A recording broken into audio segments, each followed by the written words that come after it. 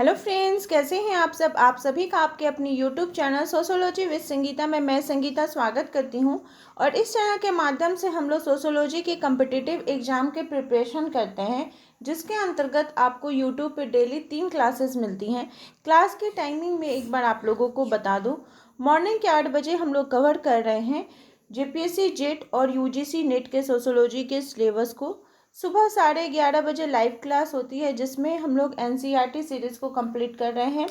और रात के 8 बजे बीपीएससी टीआरई 4.2 और यूपी पीजीटी के सोशोलॉजी के सिलेबस को कंप्लीट करवाया जा रहा है।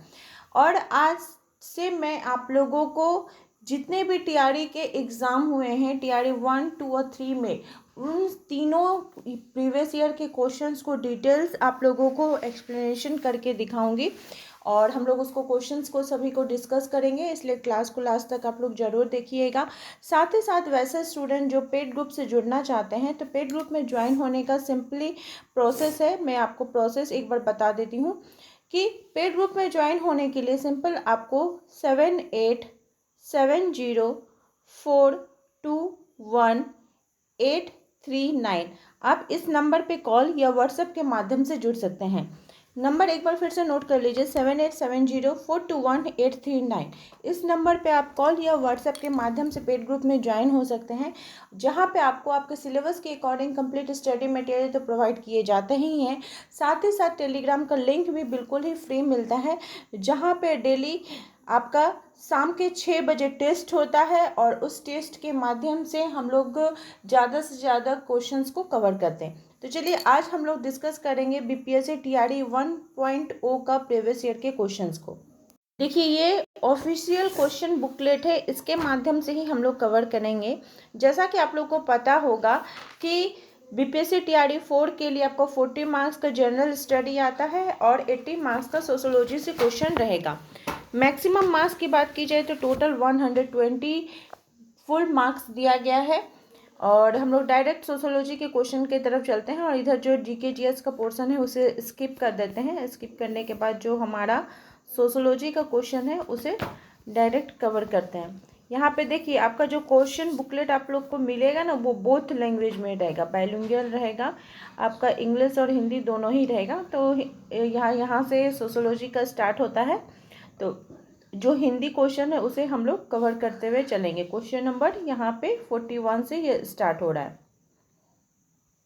ठीक है, आप लोग देख सकते हैं।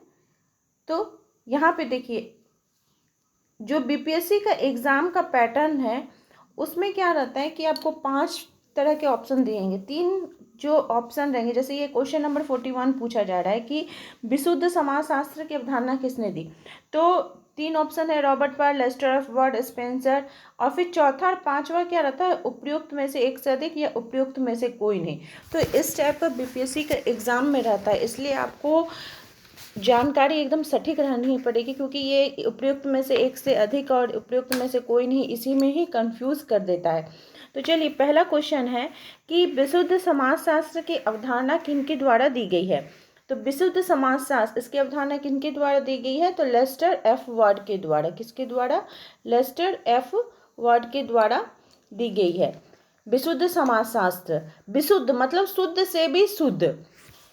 जो लेस्टर एफ वर्ड थे, उन्होंने विज्ञान और शिक्षा का उपयोग किस क्षेत्र में किया था, तो सामाजिक प्रगति के साधन के रूप में किया था।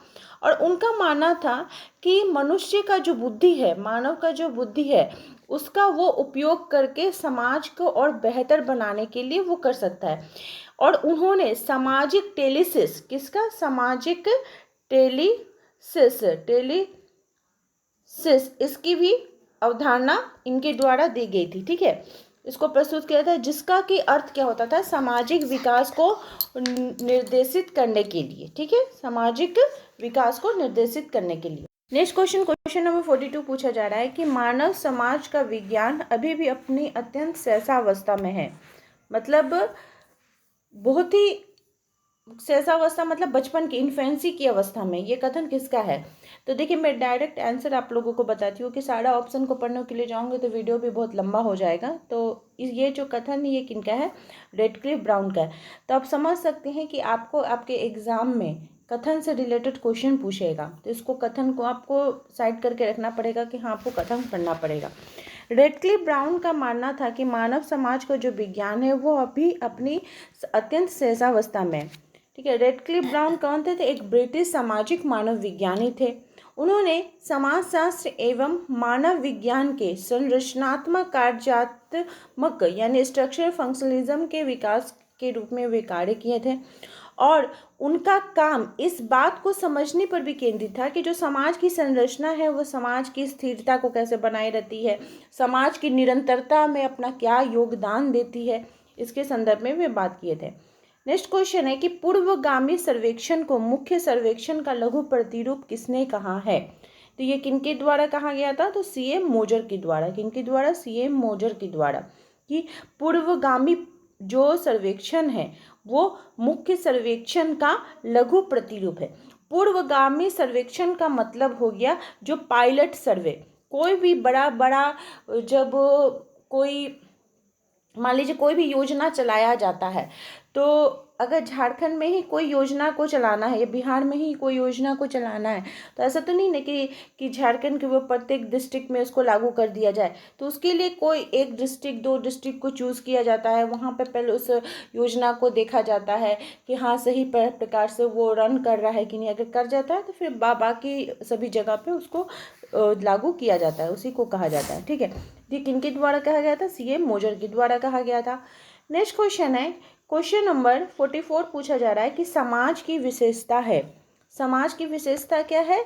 तो समाज की विशेषताओं को अगर हम बात की जाए तो इसके बहुत सारे पहलू हमें देखने को मिलते हैं। तो यहाँ पे जो ऑप्शन दिया गया उसमें साझा मानदंड, मूल्य और सांस्कृतिक प्रथाएं, अलगाव नहीं होगा, विविधता का अभाव ये नहीं होगा। समाज की विशेषताओं के बारे में बात की जाए तो समाज अपने सदस्यों के व्यवहारों को नियंत्रित करने के लिए मानदंड और मूल्यों का एक प्रणाली विकसित करता है। सांस्कृतिक समाज की पहचान का महत्वपूर्ण हिस्सा होता है। इसमें समाज के मूल्यों, विश्वासों, रीति रिवाज, परंपराओं और आदतों का संग्रह किया जाता है जो पीढ़ी दर पीढ़ी हस्तांतरित होता है। नेक्स्ट क्वेश्चन है, क्वेश्चन नंबर 45 पूछा जा रहा है कि समाजमेती शब्द का प्रयोग किसने किया था? समाजमेती शब्द का प्रयोग, तो समाजमेती ये जो शब्द है इसका प्रयोग किनके द्वारा किया गया था? JL मोरिनो के द्वारा। समाजमेती शब्द का, समाजमेती यानी सोशियोमेट्री एक विधि है जिसका उपयोग एक समूह के भीतर जो भी सामाजिक संबंध होते हैं और जो गतिशीलताएं होती हैं उसका अध्ययन करने के लिए किया जाता है। नेक्स्ट है, इनमें से किस समाजशास्त्री ने सामुदायिक भाव के 3 तत्व, हम की भावना, भूमिका पालन का भाव और आश्रिता का भाव का उल्लेख किया है? तो ये किनके द्वारा किया गया था? मैकआयवर एवं पेज के द्वारा। उन्होंने सामुदायिक भाव के कितने तत्व बताए हैं? तो 3 तत्व बताए हैं। नेक्स्ट क्वेश्चन है, यहाँ पे देखिए फिर इंग्लिश का क्वेश्चन स्टार्ट हो गया है, तो इंग्लिश के क्वेश्चन को हम लोग स्किप करते हुए जाएंगे और हिंदी के क्वेश्चन की तरफ बढ़ेंगे। क्वेश्चन नंबर 47 पूछा जा रहा है कि समुदाय की भावना का अवधारणा, यानी समुदाय ये टॉपिक आपका रहेगा। ठीक है, समुदाय की भावना की अवधारणा का अर्थ क्या है? किसी समुदाय की भौतिक सीमाएं और भौगोलिक स्थिति, एक समुदाय के भीतर अपनेपन, जुड़ाव और पहचान की व्यक्तिपरक धारणा, समुदाय के सदस्यों के लिए उपलब्ध आर्थिक संसाधन और अवसर, उपयुक्त में से एक से अधिक या उपयुक्त में से कोई नहीं। तो समुदाय की भावना का अर्थ पूछा जा रहा है। तो समुदाय क्या होता है कि एक ऐसा समूह होता है, ठीक है, जिसमें समुदाय के सदस्यों के बीच अपनेपन की भावना होती है, जुड़ाव रहता है, उनका अपना पहचान होता है, वो एक दूसरे से जुड़ाव महसूस करते हैं, उसे समुदाय कहा जाता है। नेक्स्ट क्वेश्चन है, क्वेश्चन नंबर 48 पूछा जा रहा है कि जब हम किसी संगठित समूह का विचार करते हैं तो वो एक समिति है, और यदि कार्य प्रणाली का विचार करते हैं तो वो क्या है? संस्था है। चीज को समझिए, जब हम किसी संगठित समूह, माने लोगों का एक समूह है, उसको अगर हमको विचार कर रहे हैं, समूह का विचार करते हैं, संगठित समूह का विचार करते हैं, तो वो क्या कहलाता है? समिति कहलाता है। और वही जब कार्य प्रणाली यानी कि कामों का बात करते हैं तो वो कैसा है? संस्था। यानी संस्था में क्या होता है? कार्य प्रणाली निहित रहती है। तो यह कथन किनके द्वारा दिया गया है? तो मैकआयवर एवं पेज के द्वारा दिया गया है। नेक्स्ट क्वेश्चन है, क्वेश्चन नंबर आपका 49 पूछा जा रहा है कि किसने परिभाषित किया कि प्रतियोगिता किसी उद्देश्य की प्राप्ति के लिए व्यक्ति के सामूहिक प्रयास है जिसे कोई एक ही हासिल कर सकता है प्रतियोगिता के संदर्भ में। ठीक है, तो G.H. फिक्टर, G.R. Leslie, max weber, इनमें से कोई नहीं। तो ये मान लीजिए ये किनके द्वारा दिया गया है, लेस्ली के द्वारा। किनके द्वारा दिया गया है, लेस्ली के द्वारा दिया गया है। क्या बोला कि प्रतियोगिता क्या है, तो उसका उद्देश्य व्यक्ति के सामूहिक प्रयास होता है जिसमें कोई क्या होता है कि एक ही व्यक्ति उसको हासिल कर सकता है। नेक्स्ट क्वेश्चन है कि रॉबर्ट रेडफील्ड के अनुसार एक ऐसे समुदाय के लिए क्या शब्द है जो एक बड़े समाज के साथ बातचीत करते हुए पारंपरिक मूल्यों और प्रथाओं से मजबूत संबंध बनाए रखता है। ठीक है, उसको क्या बोला जाता है, जेमिन सॉफ्ट, गेसल सॉफ्ट, लोकनगरीय साहित्य। तो एक ऐसा समुदाय जो एक बड़े समाज के साथ साथ बातचीत करते हुए पारंपरिक मूल्यों और प्रथाओं को मजबूत से संबंध बनाए रखता है उसको क्या कहा जाता है, लोक नगरीय सातत्य। और ये किनके द्वारा दिया गया है, तो रॉबर्ट रेडफील्ड के द्वारा दिया गया है। ठीक है, रॉबर्ट रेडफील्ड के अनुसार ये जो लोक नगरीय सातत्य आखिर ये होता कैसा है, तो ये एक ऐसा समुदाय होता है जो बड़े बड़े समाजों के साथ बातचीत करते हुए, ठीक है, उसके साथ तालमेल रखते हुए अपना जो उसका पारंपरिक मूल्य है, उसके जो प्रथाएं हैं, उसको भी मजबूती के साथ वो बनाए रखता है।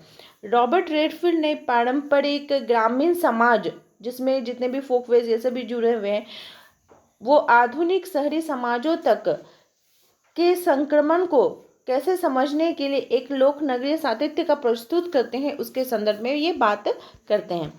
नेक्स्ट क्वेश्चन है, क्वेश्चन नंबर, यहाँ पे स्किप करते हुए हम लोग चलेंगे इंग्लिश को।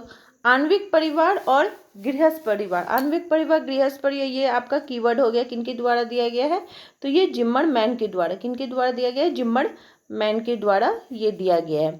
आणविक परिवार और आपका गृहस्थ परिवार।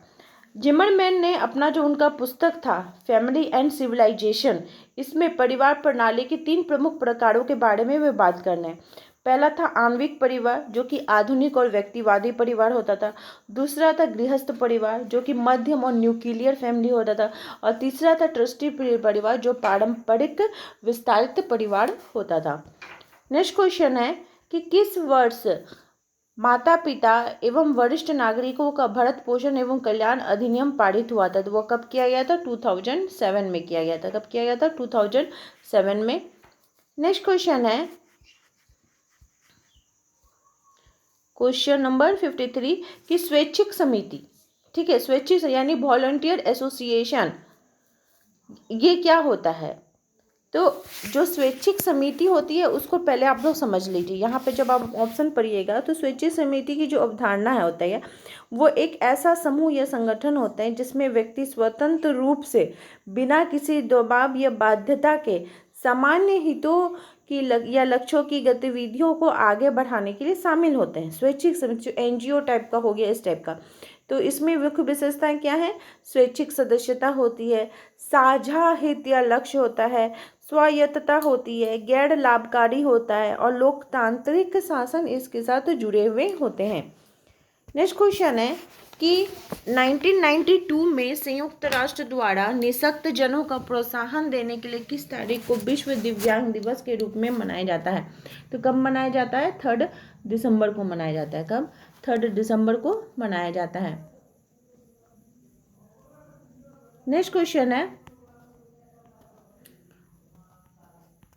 क्वेश्चन नंबर 55 पूछा जा रहा है कि किसने कहा है कि व्यक्तित्व संस्कृति का प्राकृतिक पक्ष है एवं एक अर्थ में प्रत्येक संस्कृति अपना विशिष्ट व्यक्तित्व होता है। मान लीजिए ये भी कथन है, किसने कहा है कि व्यक्तित्व क्या होता है, संस्कृति का एक प्राकृतिक पक्ष होता है एवं एक अर्थ में प्रत्येक संस्कृति का अपना विशिष्ट व्यक्तित्व होता है। ये किनके द्वारा दिया गया है, तो C.A. ब्राउन के द्वारा। किसके द्वारा, C.A. ब्राउन के द्वारा दिया गया है। नेक्स्ट क्वेश्चन है कि एडवर्ड टी हॉल के अनुसार एक संस्कृति के भीतर सामाजिक अंतःक्रियाओं को निर्देशित करने वाले अव्यक्त निहित नियमों और मानदंडों के लिए क्या शब्द का प्रयोग किया जाता है। तो उसको क्या बोला जाता है, गहरी संस्कृति। क्या बोला जाता है उसे, गहरी संस्कृति। और ये क्या, एडवर्ड टी हॉल के द्वारा ये बोला गया है, गहरी संस्कृति। नेक्स्ट क्वेश्चन है क्वेश्चन नंबर 57 पूछा जा रहा है कि सभ्यता और संस्कृति के बीच निम्नलिखित 4 अंतर किसने बताए हैं। तो ये 4 अंतर आपको दिए गए हैं, उसमें से आपको बताने के लिए बोला है कि ये अंतर किनके द्वारा बताया गया। तो ये अंतर किनके द्वारा बताया गया है, मैकाइवर एवं पेज के द्वारा। किनके द्वारा, मैकाइवर एवं पेज के द्वारा। क्या बोला गया है कि 4 अंतर कौन कौन सा है कि सभ्यता के लिए मापन का एक सुस्पष्ट स्तर है, संस्कृति का नहीं। सभ्यता सदैव उन्नति कर रही है किंतु संस्कृति नहीं। प्रयास के बिना सभ्यता आगे बढ़ जाती है लेकिन संस्कृति नहीं। परिवर्तन या हानि के बिना सभ्यता को उधार ग्रहण कर सकते हैं, संस्कृति को नहीं। नेक्स्ट क्वेश्चन है कि किसने कहा है कि संपूर्ण समाज समाजीकरण के लिए अभिकरण का काम करता है तथा प्रत्येक व्यक्ति जिसके साथ वो संपर्क में आता है किसी न किसी रूप में वो समाजीकरण का एक एजेंट होता है। तो ये फिक्टर महोदय के द्वारा ये कथन दिया गया। किनके द्वारा, फिक्टर महोदय के द्वारा इस कथन को दिया गया है। ठीक है, कि उनका मानना था कि जो संपूर्ण समाज है वो समाजीकरण के लिए अभिकरण का काम करता है तथा प्रत्येक व्यक्ति जिसके साथ वो संपर्क में आता है किसी न किसी रूप में वो समाजीकरण का एक एजेंट होता है। और अमेरिकी समाजशास्त्री थे कौन, तो फिक्टर महोदय। उन्होंने समाजशास्त्र में महत्वपूर्ण योगदान भी दिया था। क्या क्या उनका योगदान था उसको भी एक बार देख लीजिए। उन्होंने धर्म का समाजशास्त्र, संगठनात्मक व्यवहार, नेतृत्व अध्ययन, सामाजिक परिवर्तन और विकास, ये उनके महत्वपूर्ण कुछ कार्य थे। नेक्स्ट क्वेश्चन है, नेक्स्ट क्वेश्चन नंबर 59 पूछा जा रहा है कि सांस्कृतिक आधिपत्य, ये आपका कीवर्ड हो गया, सांस्कृतिक आधिपत्य की अवधारणा क्या संदर्भित करती है। तो सांस्कृतिक आधिपत्य की जो अवधारणा, ऑप्शन को जब पढ़िएगा तो आपको पता लगेगा कि सांस्कृतिक आधिपत्य होता है कि एक संस्कृति का दूसरी संस्कृति पर प्रभुत्व, जहाँ प्रमुख संस्कृति की मान्यताएं और मूल आदर्श बन जाते हैं, उसको सांस्कृतिक आधिपत्य बोला जाता है। नेक्स्ट क्वेश्चन है कि इनमें से किसने सामाजिक नियंत्रण के 2 स्वरूप, ठीक है, मैंने सोशल कंट्रोल जब टॉपिक आपको पढ़ाया था तो कि प्रत्यक्ष नियंत्रण और अप्रत्यक्ष नियंत्रण की बात कौन करते हैं, तो कार्ल मैनहीम करते हैं। किनके द्वारा बोला गया है, तो कार्ल मैनहीम के द्वारा। ठीक है, वो 2 प्रकार के नियंत्रण के संदर्भ में बात करता है। नेक्स्ट क्वेश्चन है, क्वेश्चन नंबर 61 पूछा जा रहा है कि प्रौद्योगिकी विलंबना, प्रौद्योगिकी विलंबना सुबह की क्लास में भी मैंने आपको बताया था कि किनके द्वारा दिया गया है, तो मैकाइवर एवं पेज के द्वारा। और सांस्कृतिक विलंबना आर्गवन तथा निम्नकॉफ का है, प्रौद्योगिकी विलंब मैकाइवर एवं पेज का है। नेक्स्ट है, समाजशास्त्र पर आमतौर पर वर्णित सब सामाजिक परिवर्तन क्या है, किसको हम सामाजिक परिवर्तन कहेंगे। समय के साथ व्यक्तिगत व्यवहारों और अभिवृत्तियों में परिवर्तन की प्रक्रिया, समाज में सामाजिक संस्थाओं संरचनाओं का परिवर्तन, सामाजिक अंतरक्रियाओं पर तकनीकी प्रगतियों का प्रभाव। तो क्या हो जाएगा, समाज में सामाजिक संस्थाओं संरचनाओं का परिवर्तन। ठीक है, नेक्स्ट क्वेश्चन है,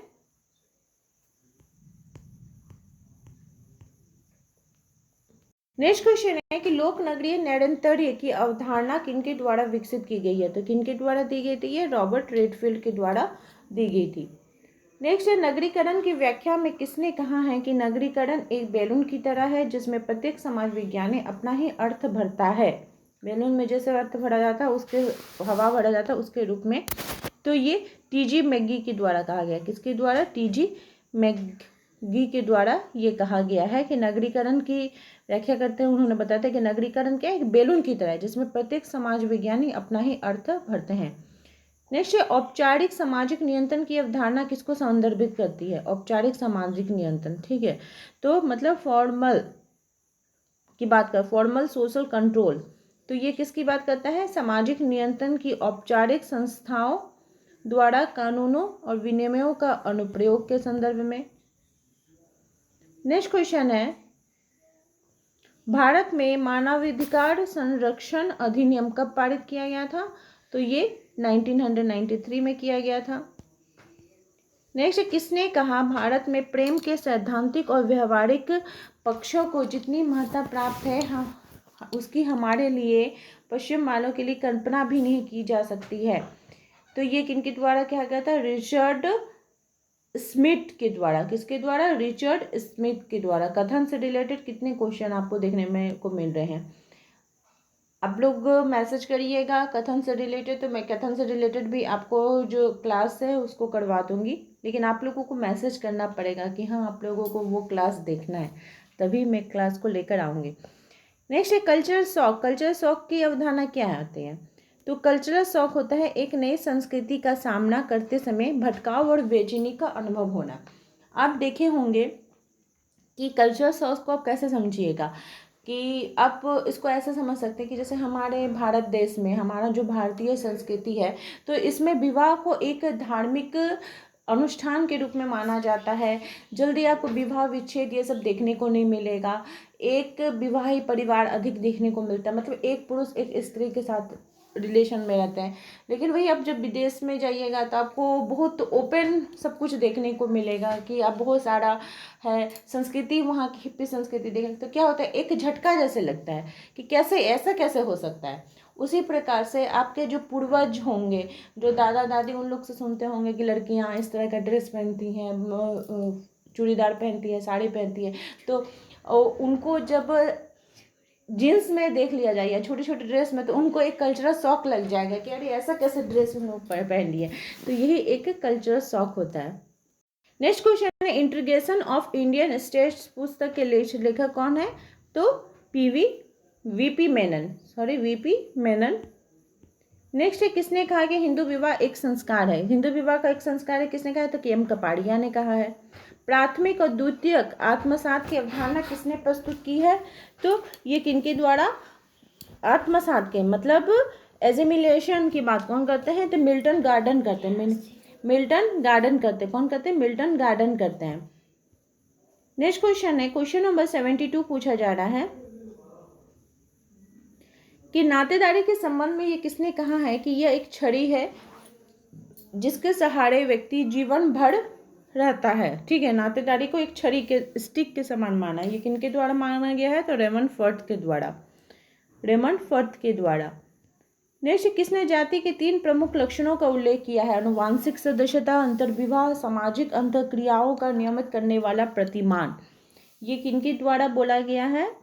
तो ओपलर मॉरिस के द्वारा। किनके द्वारा? ओपलर मॉरिस के द्वारा। उन्होंने जाति के 3 प्रमुख लक्षणों के बारे में बात किए थे। कौन कौन सा? अनुवांशिक सदस्यता, अंतर्विवाह और सामाजिक अंतःक्रियाओं को नियमित करने वाला प्रतिमान। नेक्स्ट है अल्प उपयोगी या बिगड़े हुए शहरी क्षेत्रों को जीवंत कार्यात्मक स्थानों में पुनर्जीवित करने के बदलने की प्रक्रिया का वर्णन करने के लिए किस शब्द का प्रयोग किया जाता है? तो उसको क्या बोला जाता है? शहरी नवीनीकरण। क्या बोला जाता है? शहरी नवीनीकरण। इसको ध्यान में रखिएगा। नेक्स्ट क्वेश्चन है कि किसने कहा कि जाति व्यवस्था की विशेषता संचित असमानता है, लेकिन वर्ग व्यवस्था की विशेषता विकीर्ण असमानता है? यह कथन किनके द्वारा दिया गया है? तो राम आहूजा के द्वारा। किनके द्वारा? राम आहूजा के द्वारा। नेक्स्ट, किसने वर्ग के 7 मानदंडों का उल्लेख किया है? 7 मानदंड कौन कौन से हैं? तो उसको पहले जान लेते हैं। संपदा, संपत्ति अथवा आय, परिवार अथवा नातेदारी, आवास की स्थिति, आवास की अवधि, व्यवसाय, शिक्षा और धर्म। तो ये किनके द्वारा दिया गया है? बर्गेल, किंग्सले डेविस, रॉबर्ट विस्टेड। तो ये रॉबर्ट विस्टेड के द्वारा वर्ग के 7 मानदंड बताए गए हैं। इसको ध्यान में रखिएगा। नेक्स्ट क्वेश्चन है सामाजिक परिस्थिति में सामाजिक चयापचय की अवधारणा क्या है? क्या किसको कहा जाता है? तो ये मानव समाजों में संसाधनों के प्रवाह और ऊर्जा का आदान प्रदान का विश्लेषण को कहा जाता है। ठीक है, सोशल मेटाबॉलिज्म, सामाजिक चयापचय। नेक्स्ट, कौन सा अधिनियम यानी कि एक्ट भारत में नशीली दवाओं को दुरुपयोग को, अवैध नशीली पदार्थ की तस्करी को नियंत्रित करने के लिए कानूनी ढांचा प्रदान करता है? तो सबसे पहला नंबर ही हो जाएगा narcotic drugs and psychotropic substances act 1985। Next question है कि किस संविधान संशोधन में पंचायती राज संस्थाओं में महिलाओं के लिए 1/3 33% आरक्षण की बात करता है? तो संविधान का जो 73वां संविधान संशोधन था उसमें बात की गई थी। नेक्स्ट है प्रसिद्ध हॉर्नबिल फेस्टिवल भारत के किस राज्य में मनाया जाता है? तो यह नागालैंड में मनाया जाता है हॉर्नबिल फेस्टिवल। नेक्स्ट क्वेश्चन है कि बेरोजगार युवाओं और महिलाओं को स्वरोजगार के अवसर प्रदान करने के लिए प्रधानमंत्री रोजगार योजना का आरंभ कब किया गया था? तो ये कब किया गया था? 1993 में। ठीक है, जिसमें कि 18 से 35 वर्ष की आयु के जो शिक्षित रोजगार युवा हैं उनको बैंक लोन प्रदान किया जाएगा ताकि वो स्वरोजगार को अपना सके। नेक्स्ट है, सरकार द्वारा एकीकृत बाल विकास योजना कब प्रारंभ की गई थी? तो ये की गई थी आपका 1975 में। देखिए, जो क्वेश्चन को डिटेल्स में बताने का है उसको मैं जरूर आप लोगों को बताऊंगी। नेक्स्ट क्वेश्चन है कि भारत में कौन सा आदिवासी समुदाय घोटुल की परंपरा का पालन करता है? घोटुल कहाँ पे देखने को मिलता है?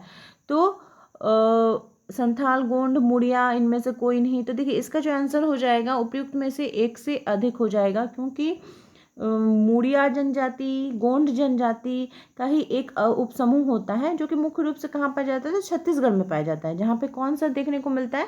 तो ये घोटुल परंपरा देखने को मिलता है, जिसमें जो युवा लड़के और लड़कियों का एक सामुदायिक केंद्र होता है, जहाँ उन्हें मतलब समाज की जो जिम्मेदारियाँ हैं, जनजातियों की जो रीति रिवाज है, जो जीवन कौशल है, उसको सिखाया जाता है, उसकी शिक्षा दी जाती है घोटुल में। नेक्स्ट क्वेश्चन है, इंग्लिश क्वेश्चन को मैं स्किप करते हुए जा रही हूँ, हिंदी क्वेश्चन को ही हम लोग पढ़ रहे हैं कि किसने कहा है कि धर्म युद्ध में राष्ट्र के शत्रुओं को मारना भी धर्म का ही एक अंग है? तो ये किनके द्वारा दिया गया था? जीएस घुरिए। सॉरी, यहाँ पे आपके ऑप्शन हो जाएंगे, इसमें ऑप्शन आपका हो जाएगा अरविंद, लेकिन क्वेश्चन लगता छूट रहा है। हाँ, इधर रहा। क्वेश्चन है कि सेक्स, जेंडर एंड सोसाइटी पुस्तक किनके द्वारा लिखी गई थी? तो ये किनके द्वारा लिखी गई थी? एन ओक्ले के द्वारा। किनके द्वारा? एन ओक्ले के द्वारा लिखी गई थी।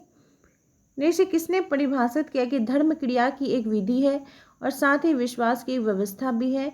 ये एक समाज शास्त्रीय प्रघटना है और साथ ही व्यक्तिक अनुभव भी है। तो ये किनके द्वारा दिया गया है? मेलिनोवस्की के द्वारा दिया गया है। द्रविड़ रिश्तेदारी के रूप में जाने जाने वाली रिश्तेदारी की शब्दावली में पिता की बहन को संदर्भित करने के लिए किस शब्द का प्रयोग किया जाता है? तो उसको क्या कहा जाता है? अथाई। क्या कहा जाता है? अथाई कहा जाता है। और ये क्वेश्चन तो हम लोगों ने पढ़ा अभी, धर्मयुद्ध वाला।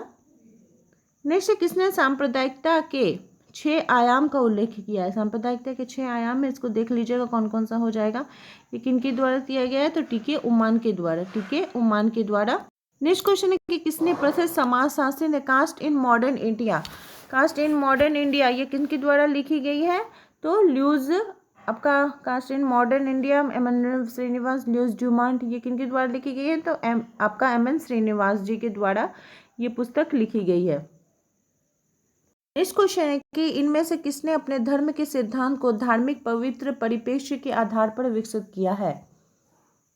किसने इनके द्वारा किया गया है? तो इमानुएल दुर्खिम के द्वारा। कि किनके द्वारा किया गया है? इमानुएल दुर्खिम के द्वारा। उन्होंने उनका जो धर्म का सिद्धांत था उसको धार्मिक पवित्र परिप्रेक्ष्य के आधार पर विकसित किया था। उनका जो धार्मिकता का सिद्धांत था उसमें वे बोलते हैं कि धर्म को एक ऐसा तंत्र के रूप में देखा जाए जो कि पवित्रता, धार्मिकता, दिव्यता का जो विचार है उन सभी चीज़ों से वो जुड़ा हुआ हो। नेक्स्ट, किसने नातेदारी व्यवस्था को संपूर्ण मानव समाज का प्रारंभिक ढांचा अथवा नातेदारी अणु शब्द के रूप में वर्णन किया है? तो लेवी-स्ट्रॉस जी का हो जाएगा। गुलामगिरी पुस्तक किसने लिखी? जिसने जाति गुलामगिरी किसका है? तो गुलामगिरी जो पुस्तक है ये महात्मा फूले के द्वारा लिखा गया है, गुलामगिरी। नेक्स्ट है, ऑस्ट्रेलिया की जनजातियों के अनुभाविक अध्ययन के आधार पर किसने विनिमय सिद्धांत को विकसित किया था? ऑस्ट्रेलिया के जनजाति का अध्ययन किसने किया था? तो जेम्स फ्रेजर ने किया था। उन्होंने जो विनिमय सिद्धांत दिया था ना उसके आधार पर उन्होंने इसके संदर्भ में बात की थी। किसने अनुसूचित जातियों को पिछड़ा हिंदू शब्द के रूप में प्रयोग किया है? तो जीएस घुरिया ने। क्या बोले थे कि ये कोई नहीं है बल्कि वे पिछड़े हिंदू ही हैं, जो अनुसूचित जनजातियां हैं। संस्कृतिकरण की अवधारणा किनके द्वारा दी गई है? तो एमएन श्रीनिवास जी के द्वारा दी गई है। अब देखिए, एक चीज मैं क्यों आपको बोलती हूँ कि सोशियोलॉजी का शब्दावली को पकड़िए, वर्ड को पकड़िए। देखिए कितना बड़ा क्वेश्चन है। आप इसको जब जान के रहिएगा कि संस्कृतिकरण ये शब्द किनके द्वारा दिया गया है, एमएन श्रीनिवास है, तो फिर आपको आंसर टिक करने में कितना ही समय लगेगा। नेक्स्ट है, राष्ट्रीय अनुसूचित जनजाति आयोग की स्थापना कब की गई थी? तो ये की गई थी 2004 में। वैवाहिक बंधन सिद्धांत के प्रणेता कौन है? तो लेवी स्ट्रॉस हो जाएंगे। ये सब कीवर्ड है, इसको याद रखिएगा। कौन हो जाएंगे? लेवी स्ट्रॉस हो जाएंगे। नेक्स्ट, भारत में उपेक्षित समूहों की सामाजिक और राजनीतिक स्थिति का विश्लेषण करने के लिए उपाश्रिता की अवधारणा, उपाश्रिता कीवर्ड हो गया, यह किनके द्वारा दी गई है? उपाश्रिता की अवधारणा तो रंजीत गुहा के द्वारा, ठीक है, रंजीत गुहा के द्वारा दी गई है, कीवर्ड हो गया। नेक्स्ट क्वेश्चन है, विश्व बाल श्रम निषेध अधिनियम कब मनाया जाता है? तो 12 जून को मनाया जाता है। भ्रष्टाचार निरोधक अधिनियम कब मनाया जाता है?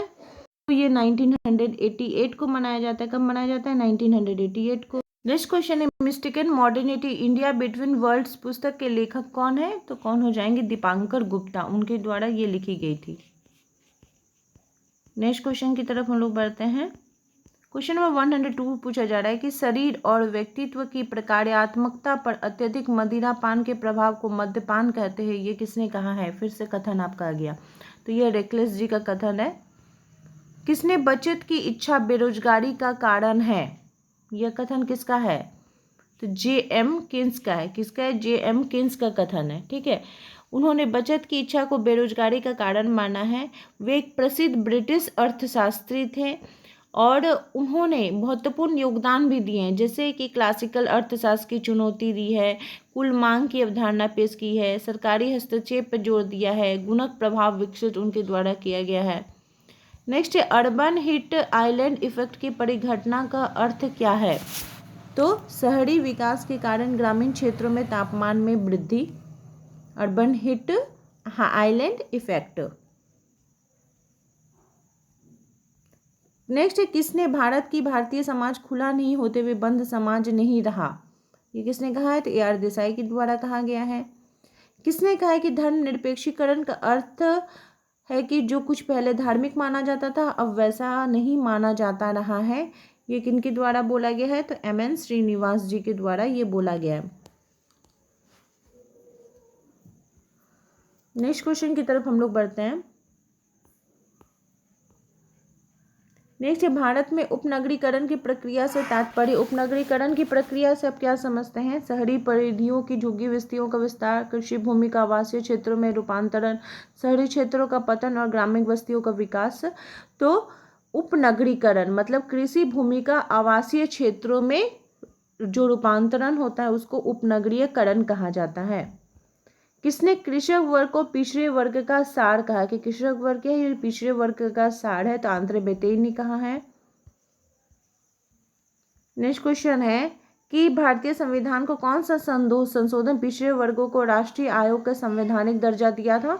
तो ये संविधान 102वां जो संशोधन था उसमें बात की गई थी। शहरी ग्रामीण निरंतरता ये शब्द क्या है? ठीक है, शहरी ग्रामीण निरंतरता ये शब्द क्या है? इसका अर्थ क्या है? इसके बारे में बोला गया है, तो आप इसको क्या कहेंगे? शहरी क्षेत्रों का ग्रामीण क्षेत्रों में विस्तार की प्रक्रिया, शहरी का ग्रामीण अर्थव्यवस्था का एकीकरण, विशुद्ध रूप से शहरी से लेकर विशुद्ध रूप से ग्रामीण तक की बस्तियों के एक स्पेक्ट्रम का अस्तित्व है। तो इसका right answer option number C हो जाएगा। नेक्स्ट क्वेश्चन की तरफ हम लोग बढ़ते हैं कि अनुसूचित जातियों के बीच उद्यमिता को बढ़ावा देने हेतु उद्यम पूंजी कोष की स्थापना कब की गई थी? उद्यम पूंजी कोष की स्थापना कब की गई थी?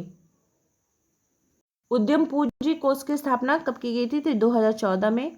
राष्ट्रीय अल्पसंख्यक आयोग की स्थापना कब की गई थी? तो 1993 में। शहरी गरीबी की घटना से तात्पर्य क्या है? शहरी गरीबी किसको समझते हैं? तो जो विशिष्ट शहरी पड़ोस में गरीबी की जो एकाग्रता है उसके संदर्भित है। नेक्स्ट क्वेश्चन है कि समाज मनोविज्ञान और समाजशास्त्र के बीच पुल का कार्य करता है, ये कथन किसका है? तो रॉबर्ट वेयरस्ट्रीट का कथन है। किसका कथन है? रॉबर्ट वेयरस्ट्रीट का कथन है। किसने कहा है कि व्यक्ति में वैज्ञानिक अभिवृत्ति का प्रादुर्भाव 3 कारकों से होता है? जिज्ञासा, उर्वर कल्पना, प्रयोगात्मक परीक्षण के प्रति प्रेम। ये किनके द्वारा क्या कहा गया है? तो जॉन डीवी के द्वारा। पंचायती राज स्थानीय स्वशासन की प्रणाली जिसे भारत में संविधान के किस संशोधन में किया गया था? तो 73वां संविधान संशोधन में बात की गई थी। नेक्स्ट क्वेश्चन की तरफ हम लोग बढ़ते हैं कि सहयोग की व्यवस्थित व्याख्या करने वाले सर्वप्रथम व्यक्ति कौन थे सहयोग के संदर्भ में? तो ये किनके द्वारा दिया गया था? जी विको के द्वारा। किनके द्वारा? जी विको के द्वारा। इनमें से किसका यह विश्वास था कि मानवीय संबंधों में संघर्ष जो है वो सदैव उपस्थित रहने वाली प्रक्रिया है? तो किंग्सले डेविस का कथन था। किसका था? किंग्सले डेविस का कथन था।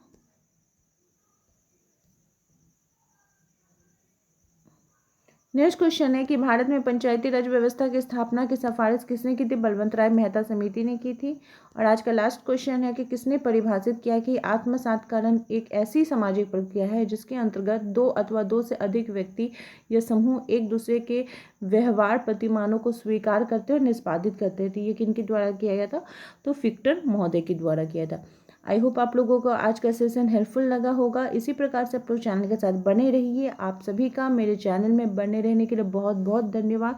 और अगर आपको पेड ग्रुप ज्वाइन करना है जहां पे आपको आपके सिलेबस के अकॉर्डिंग कंप्लीट स्टडी मटेरियल चाहिए, टेलीग्राम का लिंक फ्री में चाहिए ताकि आप क्वेश्चन का ज़्यादा से ज़्यादा प्रैक्टिस कर सकें। क्योंकि देखिए जब आप पेड ग्रुप ज्वाइन कीजिएगा तो ऐसा नहीं है कि आपको टेलीग्राम के टेस्ट के लिए कोई एक्स्ट्रा चार्ज लगेगा, वो उसके साथ फ्री है। और अभी आपका जो एग्ज़ाम है वो सितंबर में होने वाला है, यानी सितंबर तक आपको test daily Monday to Saturday free में मिलेगा। और पेड ग्रुप में ज्वाइन होने के लिए सिंपली आप 7870421839 आप इस पर कॉल या व्हाट्सएप के माध्यम से ग्रुप में ज्वाइन हो सकते हैं। क्लास में बने रहने के लिए आप सभी का धन्यवाद।